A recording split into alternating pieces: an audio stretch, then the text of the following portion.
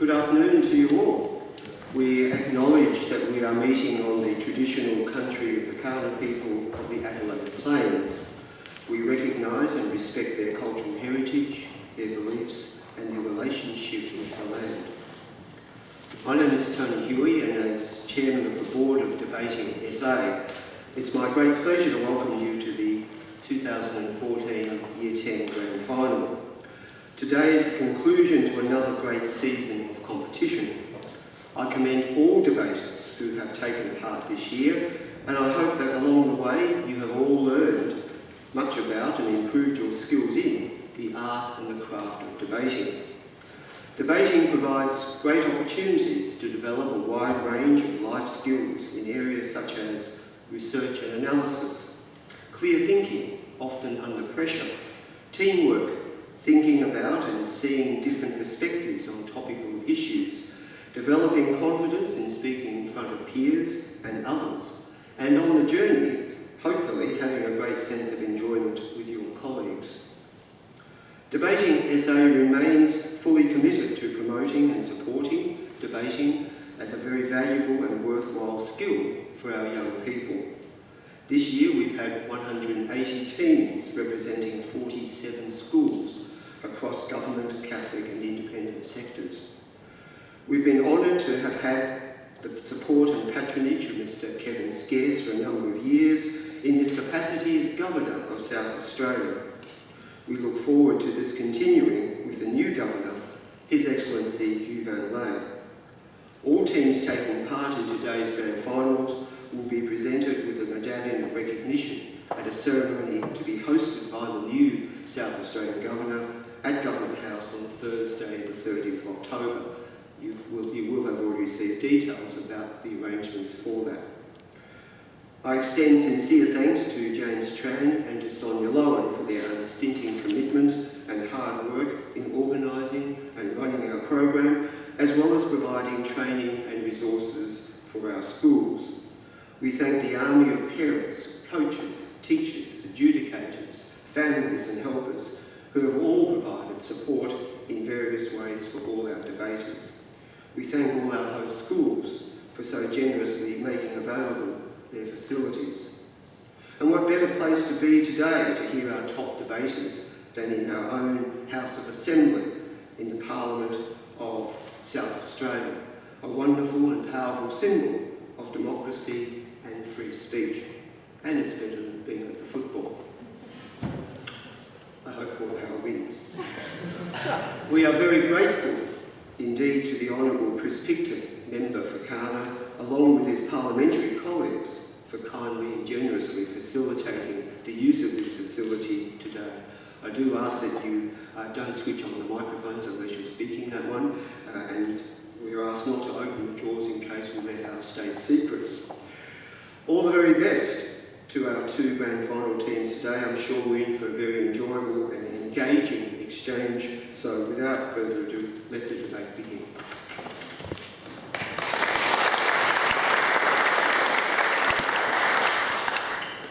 Good afternoon, ladies and gentlemen. My name is Nicholas Endenberg, and it is my pleasure to welcome you to the 2014 Year 10 Division Debating SA Grand Final debate. The topic of this debate is that the UN must intervene in Syria. Hoping to convince you of the truth of this afternoon's topic is the Affirmative team, Unley High School, consisting of Jack Cheshire, Emma Troughton, and Isaac Teeley-Swift. Trying to show you that this afternoon's topic is false is the negative team from Pulteney Grammar School, consisting of Alice Ascari, Ned Feary, and Henry Saxon.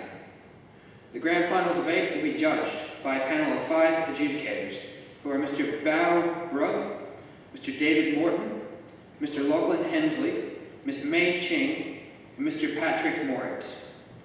The speaking time of this debate is 6 minutes. A single warning bell will sound at 5 minutes. A double bell will sound at 6 minutes. If required, a continuous bell will sound 30 seconds after the second bell, indicating that the speaker must conclude their speech. I ask that all mobile phones and other electronic devices be switched off for the duration of this debate. I declare this debate open and call upon Jack Cheshire to open the affirmative case.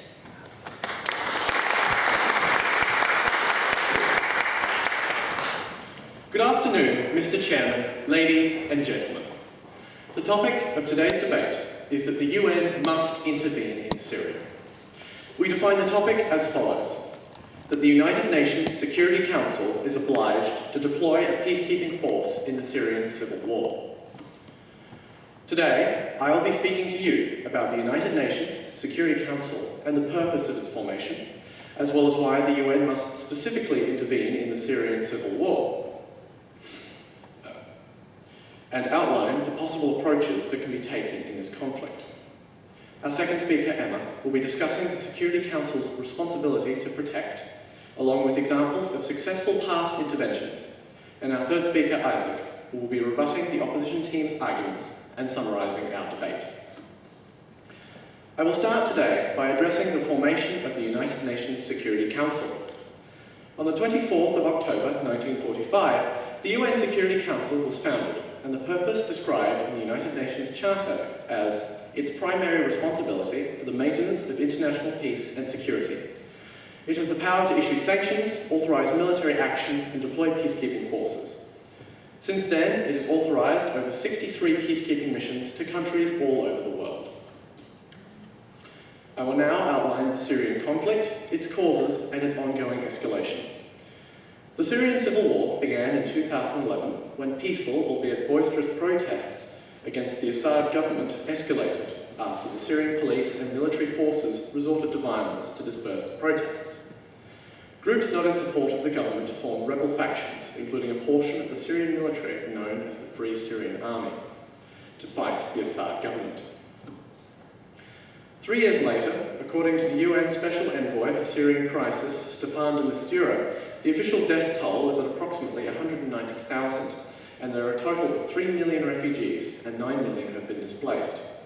In this time, it has also been confirmed that chemical weapons have been used on civilian populations, and it is highly suspected that this was done on the part of the Assad government, though it is not entirely certain. Additionally, as this war is waged, the rebel parties with increasingly conflicting interests have joined the civil war, such as a group known as the Islamic State in Iraq and Syria, or ISIS. These groups pose a serious threat to the stability of the entire Middle East due to their ruthless tactics and religious extremism. My first point will be discussing the consequences of not intervening in the Syrian civil war at all. Currently, the international community has by default opted to not intervene in the Syrian conflict. Ultimately, the rationale for this option being that hopefully in the future the war will stabilise and tip in favour of the Assad government or rebel movements, and stability will be restored to Syria. Unfortunately, however, although we have not intervened, the war has done no such thing. It has arguably gotten worse. This can be seen by the decay of borders and the seizing of territory by external groups, such as ISIS, which serves only to show that the Syrian government is too crippled by this conflict to be able to maintain its own borders. And even if some miraculous chain of events tip the scales for the rebels, or Assad, or the Assad government, neither outcome will be beneficial to the Syrian people. If the Assad government regains control of Syria, then the government would have to resort to very extreme measures and human rights violations to return Syria to a state of stability. On the other hand, if the rebels do succeed in overthrowing the Assad government, then it will hardly usher in an age of peace and prosperity for the Syrian people. What is significantly more likely is that the entire nation will descend into anarchy, with many warring factions. These rebel movements have very strong conflicts of interest between them, to the point where many consider each other as hated and bitter enemies as they all do the government. If one unifying factor, which is distracting the rebel movements from each other, is removed, then the rebels will undoubtedly turn on each other and continue the Syrian war zone tradition. The UN must intervene in this crisis to minimise casualties, human rights violations, and to prevent it from descending into anarchy.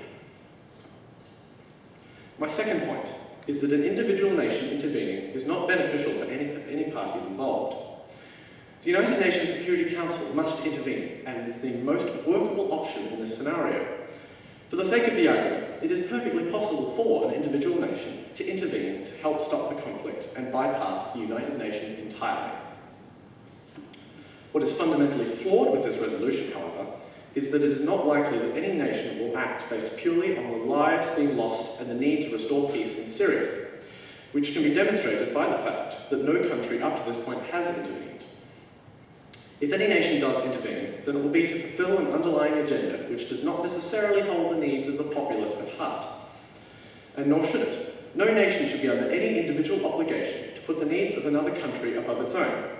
But this leads to the fact that it is no country's job to stabilise another sovereign nation, but it is the job of the United Nations.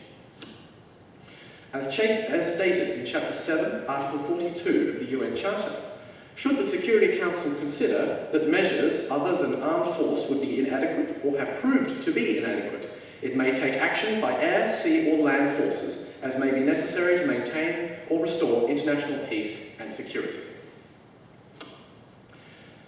In conclusion, I have shown you that the United Nations must intervene in Syria, as it is the best option for ensuring peace, stability, and the exclusion of parties in power not acting in Syria's best interest. Thus, ladies and gentlemen, I have proven to you that the UN must intervene in Syria.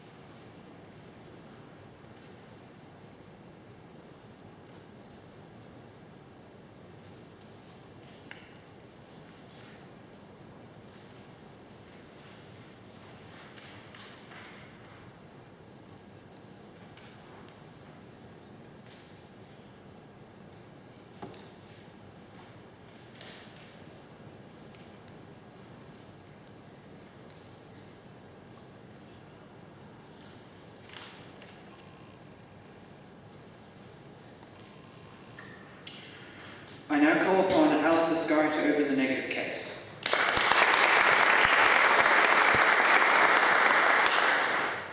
Good afternoon, Mr. Chairman, ladies and gentlemen. The topic for our debate today is that the UN must intervene in Syria. We, as the negative team, believe that this statement is false. We disagree with the affirmative team's definition of the topic, as we define the UN and its charter as it currently exists. We define intervention as strictly military action. We define Syria as the issues situated within the sovereign state Syria, and we define must as an imperative compulsive term not synonymous to should. I will be further expanding upon our definition within my first points. The first affirmative speaker has tried to tell you that Islamic State terrorists, also known as ISIS, are a present part of the conflict in Syria. I will be discussing more about this and addressing this in my first points. They also said that the UN Security Council must intervene in Syria. I will also be addressing this within my first points.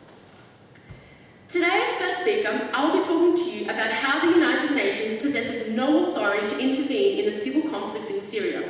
Our second speaker will be talking to you about examples of where UN military intervention has previously taken place, the outcomes of it, and the economic factors associated, and our third speaker will rebut and sum up our team case. As stated by prominent humanitarian writer Jennifer M. Welsh, there is no one standard or legal definition of intervention. The context to which it's being applied, such as law, ethics, or politics, often influences the definition that is chosen. The context of the debate therefore leads us to adopt the common definition of intervention as a military action. When the United Nations talks about a humanitarian intervention, it is specifically military action. When they talk about humanitarian aid, in reference to things such as food, water, or medical assistance, they use the term aid. When the UN talks about sanctions, they use the word sanction. Therefore, as the topic evidently states that the UN must intervene in Syria, it means military military action. The conflict that is currently occurring in Syria, to which we are debating, is a civil issue. There are two predominant sides to the violent disagreements in the sovereign nation, those being the religious Alawite Syrians, who are supported by the Assad regime, and the Sunni religion rebel groups. The Sunni Muslim rebel groups are persecuting the Alawite Syrians as they believe that the Alawites are not following the proper teachings of Islam. The participants in the country's domestic conflict in both of the two sides are inhabitants and citizens of Syria, thus making the occurring conflict between two factions of the same nation and thus a civil issue. The well-known terrorist group, the Islamic State, is commonly associated with the conflict that is occurring in Syria. However, the Islamic State terrorists are not exclusively situated in Syria, nor are they solely fighting against the sovereign nation of Syria, but are declaring war upon everyone who is not of extremist Islamic religion within the Middle East. This means they are not respecting the distinct borders of each and every country in the Middle East. But today, we are specifically looking at only one country, that being Syria, and thus respecting the borders it lies within. To accommodate the Islamic State into this debate would be to open it up and include all of the Middle East, because the UN military cannot just reach the end border of Syria and stop fighting the terrorist group because they are no longer in Syria. That is not what we are debating. We are debating that the UN must intervene into Syria. This consequently means that the Islamic State terrorists are not a present part of the domestic conflict that is occurring in Syria, to which we are debating. Firstly, the United Nations has a specific charter, written as an official document, which outlines the UN's purposes, principles, and mandatory actions. In Article 2, Part 7, it states that the United Nations has no authority to intervene in matters which are within the domestic jurisdiction of any state. This clearly exemplifies that the United Nations has no authority to intervene in Syria with military action, as the conflict occurring there is domestic. Secondly, military intervention in Syria has already been vetoed on 3 prior occasions, with the most recent being in 2012, by 2 of the 5 permanent members of the UN Security Council, those being Russia and China. Russia has various motives as to why they have vetoed it, including the fact that the Assad regime is a major importer of Russian military equipment, Russia's only Mediterranean naval base is in Syria at Tartus, and Syria is one of the only Russian allies in the Middle East. China has also vetoed it with its reasons predominantly based on the economic factors and interests in the area. Therefore, due to the veto power of Russia and China, the United Nations does not have the authority to intervene in Syria. If they were to intervene against the veto of these permanent members, then it is a direct contradiction of the UN membership charter in that they would be breaking one of their own 6 measures by which military intervention could be justified, which is a lack of legitimate authority. Ladies and gentlemen, Syria is in the midst of a civil conflict. Intervention, when applying the common humanitarian usage of the word, would be a military action. Under Article 2, Part 7 of the UN Charter, and due to the veto power of China and Russia, the United Nations have no authority to intervene, and thus the United Nations must not intervene into Syria.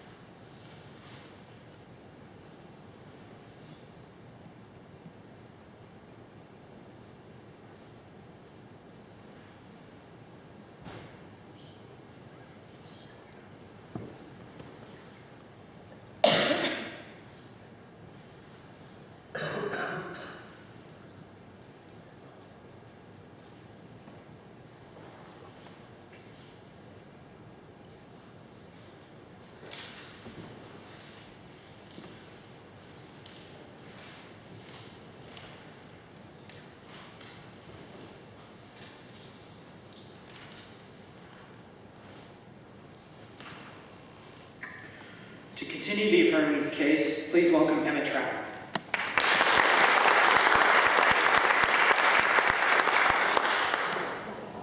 Good afternoon, Mr. Chairman, ladies and gentlemen. The topic for today's debate is that the UN must intervene in Syria, and we, the affirmative team, believe this statement to be absolutely true. Our first speaker, Jack, has already spoken about the ongoing conflict in Syria, the UN and its obligations. I, as second speaker, will be discussing the UN doctrine, the responsibility to protect, as well as the numerous successful interventions. And finally, our third speaker, Isaac, will rebut and summarise our team case. Firstly, I would like to refute some of the misleading arguments that the first negative speaker has tried to lead you to believe. We, as the affirmative team, would like to stick by our definitions of the word UN as the United Nations Security Council, because in practice, it is the Security Council that decides intervention, and intervention as a peacekeeping force, because arguably a peacekeeping force is military intervention, but peacekeeping is the proper term. And I will go on with that in my first thing. Firstly, the responsibility to protect, or the R2P, a UN doctrine, obliges the United Nations to intervene when a government is not protecting its own citizens, which Syria clearly isn't. The concept of R2P was born out of the international community's failure to respond to tragedies such as the Rwandan genocide in 1994 and the massacre in Srebrenica in 1995. The Canadian government established the International Commission on Intervention and Sovereignty, or the ICISS, in September 2000. And a year later, the ICISS released a report titled The Responsibility to Protect. In a radical reformulation of the meaning of state sovereignty, the report argued that sovereignty not only entailed rights, but responsibilities. Specifically, a state's responsibility to protect its people from major violations of human rights. The ICISS report further asserted that where a state was unable or unwilling to protect its people, the responsibility should shift to the international community. Later, in 2009, UN Secretary-General Ban Ki-moon issued a report titled Implementing the Responsibility to Protect. The report was the first comprehensive document from the UN Secretariat on the responsibility to protect. The Secretariat's report set the tone and the direction of the discussion at the UN. The report proposes a three-pillar response to the R2P. Pillar 1 stresses that states have the primary responsibility to protect their populations from genocide, war crimes, ethnic cleansing, and crimes against humanity. Our first speaker, Jack, has already clearly shown that war crimes and crimes against humanity are happening in Syria. Pillar 2 addresses the international community's commitment to help states build capacity to protect their populations from genocide, war crimes, ethnic cleansing, and crimes against humanity, and help those under stress before crises and conflicts break out. Pillar 3 focuses on the responsibility of the international community to act in a timely and decisive way to prevent and halt ethnic cleansing, war crimes, and crimes against humanity when a state manifestly fails to protect its populations. This pillar, coupled with the human rights abuses in Syria, put a clear obligation on the UN to intervene in that conflict. The UN also must be prepared to act on its responsibility to protect doctrine, not just as a justification for military intervention, but as a fundamental principle agreed by all countries. The government must protect their citizens. If Assad's regime cannot uphold that responsibility, it forfeits its own legitimacy as a participant in a sovereign Syrian government. Also, this issue is growing beyond Syria. When the Syrian government conflict began, it was an internal matter, but now the conflict has spread across the Middle East, destabilising Lebanon and Jordan and threatening to fracture Iraq. The UN Security Council is charged with addressing breaches or threats to international peace, a criterion that is now clearly met. Secondly, since 1948, the UN has helped end conflicts and foster reconciliation by conducting successful peacekeeping operations in dozens of countries. These include Cambodia, El Salvador, Guatemala, Mozambique, Namibia, and Tajikistan. For example, the UN intervention in Guatemala included a peacekeeping mission in January 1997 to verify the agreement on the definitive ceasefire between the government of Guatemala and the URNG. The UN's overall mandate finished in 2006 when a Guatemala Office of the High Commissioner for Human Rights was established. UN peacekeeping has also made a real difference in other places with recently completed or ongoing operations in areas such as Sierra Leone, Burundi, Timor, Leste, Liberia, Haiti and Kosovo. By providing basic security guarantees and responding to crisis, these UN operations have supported political transitions and helped support fragile new institutions. They have helped countries to close the chapter of the conflict and open a path to normal development, even if major peace-building challenges still remain. So, Mr. Chairman, ladies and gentlemen, in conclusion, the UN must intervene in Syria because of the precedent of other interventions and the UN doctrine, the responsibility to protect. I would first like to leave you with a quote from the President of the United States, Barack Obama. He stated, "Sovereignty cannot be a shield for tyrants to commit wanton murder, or an excuse for the international community to turn a blind eye to slaughter."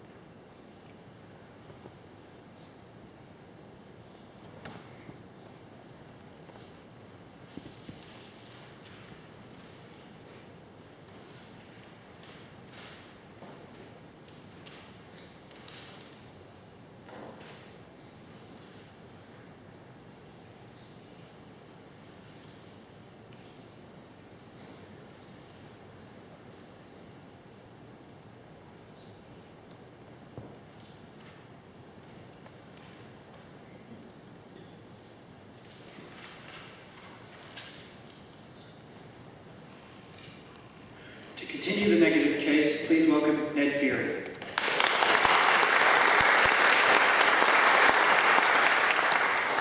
Ladies and gentlemen, UN intervention is not the way to end the Syrian civil war. The Syrian people are suffering greatly, this we acknowledge. But what the UN call their tools for maintaining world peace have some severe flaws in them, which would make them ineffective in bringing peace to Syria, as well as several vital legal issues which would make intervention impossible. Today, I shall be explaining to you how the basic principles of UN peacekeeping mean that it cannot be used, that it is proven to be flawed in the past, and that the money that would be spent on such a mission would be much better spent elsewhere. Before that, however, I shall point out some flaws in the opposition's arguments.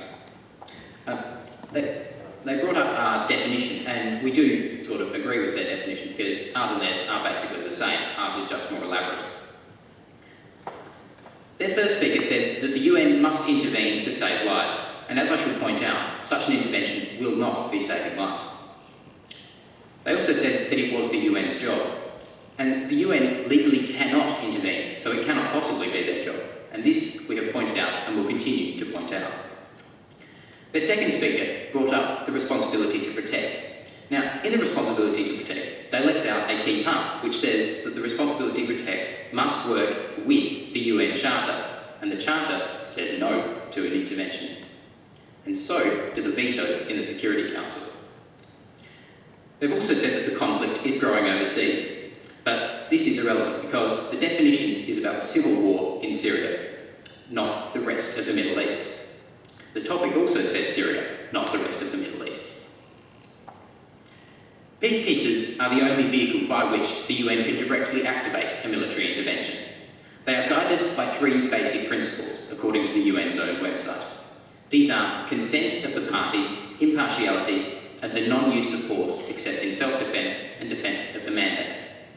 The first one of these, the consent of the parties, will not occur in Syria. Ali Haidar, Syrian Minister of National Reconciliation Affairs, has said any action of any type without the approval of Syrian government is an act of aggression against Syria. They've also been very vocal in the United Nations against an intervention in their country. Now that does not sound a lot like a consenting party. Therefore, the UN must not intervene and send in peacekeepers because they do not have the authority to do so due to Syria's lack of consent. It would be a gross violation of Syria's sovereignty and would only result in an escalation of the conflict. Ladies and gentlemen, Albert Einstein said, "Insanity is doing the same thing over and over again and expecting different results." UN interventions have not worked in the past, and there is no evidence that it will be any different if intervention were to occur in Syria. One of the most conspicuous failures of UN intervention occurred in Rwanda. In 1993, the United Nations Security Council sent peacekeepers to Rwanda in the United Nations Assistance Mission for Rwanda. Rwanda was in the grips of a war between Hutus and Tutsis, and a peace accord had been reached, so peacekeepers were sent in to make sure that this peace agreement was adhered to. However, the peacekeepers failed in this task, not made easier by the shooting down of the president's plane, resulting in their death. This left the Prime Minister as the country's leader, but not for long. Belgian peacekeepers were protecting the Prime Minister, but the peacekeepers were not allowed to carry guns and thus were powerless to stop assassins from killing Rwanda's head of state at the time, throwing the country into even further chaos and allowing the deaths of up to 1 million people. This was in 1994, and a year later, a similar incident occurred in what is now Bosnia. UN peacekeepers were sent into the former Yugoslavia to try to create safe areas and to oversee peace talks. One of the safe areas was in the area of Srebrenica. It was guarded by Dutch peacekeepers, but immediately they were undermined and powerless to stop it. Both Serbian and Bosnian forces broke the safe area's conditions. The Serbian army then decided to cut off supplies to the area and starve both the peacekeepers and the Bosnian civilians inside it, and there was nothing the peacekeepers could do to stop them. The Serbian army then marched in and killed over 8,000 Bosnian civilians right under the nose of the peacekeepers. And the peacekeepers didn't and don't have the power to do anything about it. The legal restrictions that are placed on peacekeepers in situations like Srebrenica, Rwanda and Syria are simply too large to allow for effective peacekeeping. It has been proven in the past that it doesn't work in very difficult situations, and Syria is certainly one of those. Ladies and gentlemen, peacekeeping is not cheap. At present, the largest peacekeeping force in terms of financial resources is in the Congo, costing nearly $1.5 billion. If there were to be any intervention, it would be several times the scale of that in the Congo. This would put the fiscal cost in the several $billion category. And this is not an insignificant sum. It is in fact close to the entire budget for the United Nations High Commission for Refugees, or the UNHCR, which stands at $5 billion. I saw an ad on TV the other day about donating money to the UNHCR, so they could clearly do with some cash. So maybe, instead of spending money on an unauthorised military intervention, that money could be spent on improving the lives of those innocent people who have been displaced by the civil war and forced to become refugees. So, ladies and gentlemen, not only is the UN not legally allowed to intervene in Syria, but it would likely not make the situation any better for the Syrian people. The peacekeepers cannot be sent in due to the lack of consent from the Syrian government, and if they were to be sent in, it would be a waste of good money which could be spent on doing something that could actually help the lives of Syrians, like funding refugee camps better. A UN intervention will not work, as proven in Rwanda and Srebrenica. So let's learn from the past this time, because although the Syrian people's suffering is terrible, the UN does not have the authority or the tools with which to bring peace to Syria effectively.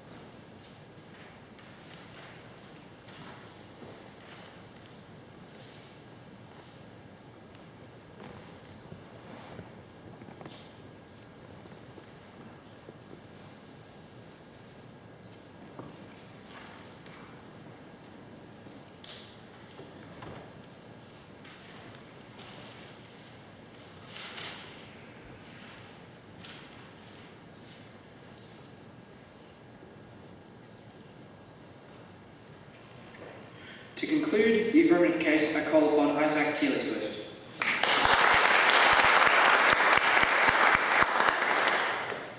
Mr. Chairman, ladies and gentlemen, the topic of today's debate is that the UN must intervene in Syria, and we, the affirmative team, strongly agree. Our first speaker, Jack, has already outlined the ongoing conflict, and our second speaker, Emma, has discussed the responsibility to protect and examples of UN interventions that have been successful in the past. Before summarising our team's case, I would like to take the time to correct some shortcomings in the opposition's. The first speaker has said that some terrorism going on there is not strictly in Syria, and as we said, the conflict has got beyond Syria's borders. However, this is only more reason for intervention, as it's becoming an international issue. Intervention in the Middle East would mean intervention in Syria. It's not a matter of one or the other, so intervention in the Middle East is quite relevant to this debate. The first speaker, and the second also, said that the UN Charter gives the UN no right to intervene because of state sovereignty. However, as we've already shown, the UN adheres to the doctrine of the responsibility to protect, not the right to protect, the responsibility, which gives them an obligation or, as the negative team put it, a compulsion to become involved in Syria. They said that the R2P doesn't apply because it must work within the Charter of the United Nations, which evidently forbids any sort of involvement. However, as our first speaker said, Chapter 7, Article 42, clearly states that the UN may use force to intervene in a sovereign nation. The Charter makes it clear that the UN must intervene, not that it cannot intervene. The UN does have an obligation to intervene in Syria. As he said, Chapter 7, Article 42, should the Security Council consider that measures other than armed force would be inadequate or have proved to be inadequate, it may take action by air, sea or land forces as may be necessary to maintain or restore international peace and security. The first speaker and second speaker also said that the United Nations Security Council could not legally intervene because of the vetoes of Russia and China. However, this is irrelevant to whether or not the UN must intervene. Even if China and Russia insist on vetoing it, the UN still has an obligation to become involved. It's just that Russia and China are failing to recognise this obligation. Furthermore, the mere fact that Russia and China are vetoing it now does not mean they will veto it forevermore. For example, Russia and China persisted in vetoing action in Libya until the Arab League asked for assistance, at which point they abstained. Russia and China need not vote in favour of an intervention, we just need them not to vote against it. The second speaker referred to a quote by Albert Einstein saying that insanity is doing the same thing again and again and expecting a different result. Ladies and gentlemen, Albert Einstein was a brilliant physicist, but he was no authority on international relations. It is inappropriate to refer to him in this debate. The matter that they were referring to in the context of Albert Einstein was that interventions do not work. However, the UN has recognised that they have had unsuccessful interventions in the past. That's no reason to shirk off their responsibility to intervene now. In fact, on their website, they even discuss successful interventions such as Burundi, Timor, Liberia and Guatemala, as well as unsuccessful interventions, and discuss what has made these interventions successful or unsuccessful. The UN is working on refining its intervention process so that interventions in countries in the future, say Syria, can be more successful. In fact, Susan Rice, the US Ambassador to the United States, has said that unsuccessful interventions have, quote, been beat to death, overused and misused as an excuse for countries not to take up their responsibilities with respect to Syria. Responsibility, and that's what it comes back to. The UN has a clear obligation to intervene. The second speaker also said that the sheer cost of an intervention is reason enough not to. However, you cannot put a cost on human life, and regardless of cost, the UN still has its obligations to meet, as made clear by the responsibility to protect in Chapter 7, Article 42. They also used anecdotal evidence such as advertisements on television, which are not good examples. There is no statistical basis for this evidence, no studies, no rigour to it. Ladies and gentlemen, the topic of today's debate is that the UN must intervene in Syria, and we, the Affirmative team, find this statement to be true. Our first speaker, Jack, discussed the United Nations Security Council, its history and its functions. He also outlined the Syrian civil war, emphasising the many warring factions, and the fact that if the matter is left alone, alone, there is no end in sight. At the same time, it would be manifestly unfair to expect any single nation to become involved, leaving a United Nations sanctioned intervention as the best option. Our second speaker, Emma, told you about the responsibility to protect, the United Nations doctrine that obliges the United Nations to intervene when a country fails to protect its own citizens, something of which Syria is quite clearly guilty. She also gave examples of past successful interventions, including Burundi, Timor, Liberia, and Guatemala. Thus, we have proved that the UN should intervene in Syria.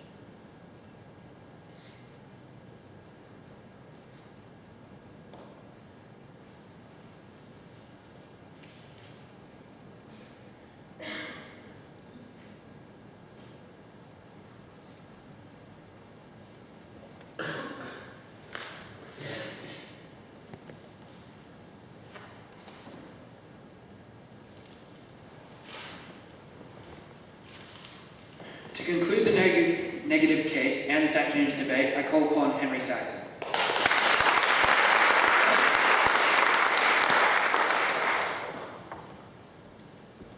Ladies and gentlemen, Mr. Chairman, the opposition implied that our argument that the UN must not intervene in Syria is saying that no intervention should be done into Syria, that it's simply a matter of wait for it to get better. Ladies and gentlemen, we are not saying this. No one is saying this. There are other options. In fact, let's go through them, and they come to us in the form of the hierarchy of responsibility. First up, we have the state. And as the opposition has clearly outlined, the state needs help to sort out this issue. Everyone understands that Syria needs help. They can't go at it alone. Second and third are the UN Security Council and General Assembly. Now, ladies and gentlemen, this can't happen because of the veto powers Russia and China hold, and because of Article 2, Part 7, whereby it's a civil affair and the UN is not allowed, has no authority to intervene. After that, we have three options. Ladies and gentlemen, this is where things are happening. There is work being done to help Syria. We have regional solutions. Recently, 30 countries joined the League of Arab Nations, according to Al Jazeera. After regional solutions comes coalitions. In the news, this is all the rage. Coalition of the Willing, led by the US and France, supported by Canada, UK and Australia, is in action as we speak. After that, we have unilateral action, and that's yet to happen. But every world leader and all political commentators have skipped the first three. They recognise that Syria needs help. They also know that the UN must not intervene. The opposition also brought up Chapter 7. Now, if you read Chapter 7, you notice the words peace and security come up a lot. But in front of peace and security, the word international. Now, you see, ladies and gentlemen, when they were writing the Charter, the UN had no way of knowing every single way a war could be fought, every single conflict that the world could ever see. As a side effect of this, they wrote it purposely ambiguously so as to allow for Security Council interpretation. Once again, we come back to the Security Council and Russia and China vetoing. Because of these veto powers, the UN has no authority to override an already overridden decision, and therefore they must not do anything. The opposition's second speaker brought up the R2P. Now, ladies and gentlemen, I'd like to bring you to the third pillar of the R2P, whereby it states, the international community has a responsibility to use appropriate diplomatic and humanitarian and other means to protect populations from these crimes. If a state is manifestly failing to protect its population, the international community must be prepared to take collective action to protect populations in accordance with the Charter of the UN. Ladies and gentlemen, two issues. First up, appropriate diplomatic and humanitarian action. When you look at humanitarian action, you have the three key points. You have intervention, aid, and sanctions. Back in 2012, a sanction was tried and it failed.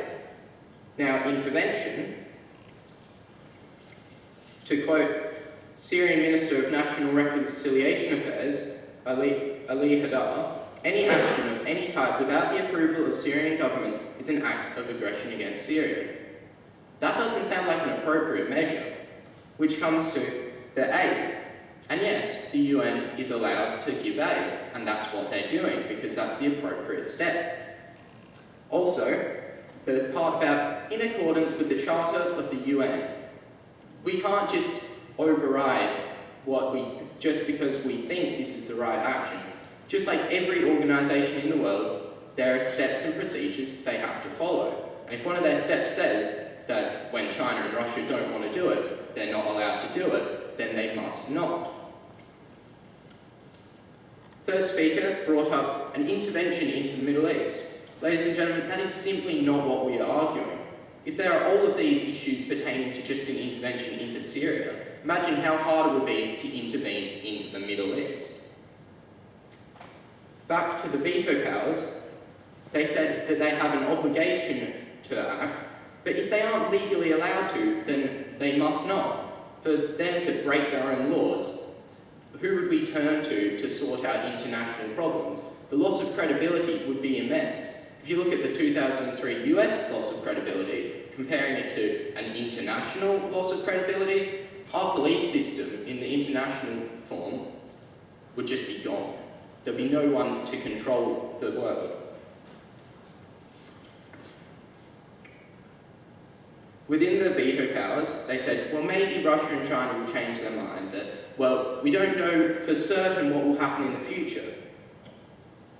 This has been brought up 3 times, and 3 times Russia and China has vetoed it. Russia has geostrategic interests in Syria, and China has economic ties to Syria. It's not simply a matter of, well, maybe they might have a change of heart. That argument, you need to see a change of heart, and neither Russia nor China have changed their ways in any way. They also spoke about it being an obligation that they should, and referring back to our definition of must. Must is not synonymous with should. Now, our first speaker has explained to us how the UN has no authority under Article 2, Part 7 and the veto powers to intervene, and our second speaker has outlined the examples of flaws present in peacekeeping and the cost aspect. Ladies and gentlemen, Mr. Chairman, the UN must intervene in... You can't be serious.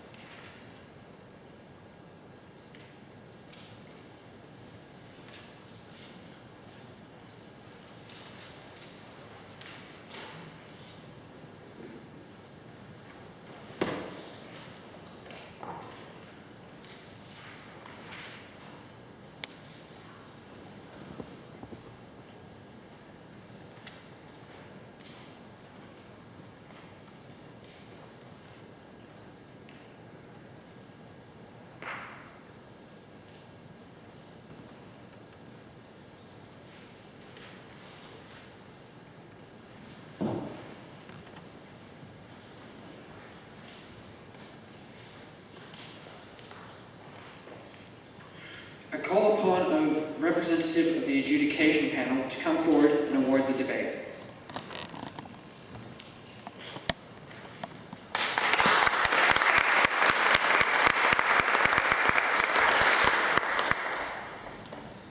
Once again, congratulations to both teams. Did a great job today. A fantastic effort and definitely worth being here. You've done a very good job to both teams. We've seen you come up to the competition, all the adjudicators on the panel, and I think it was a great debate. And if we can give them one more round of applause, that would be fantastic.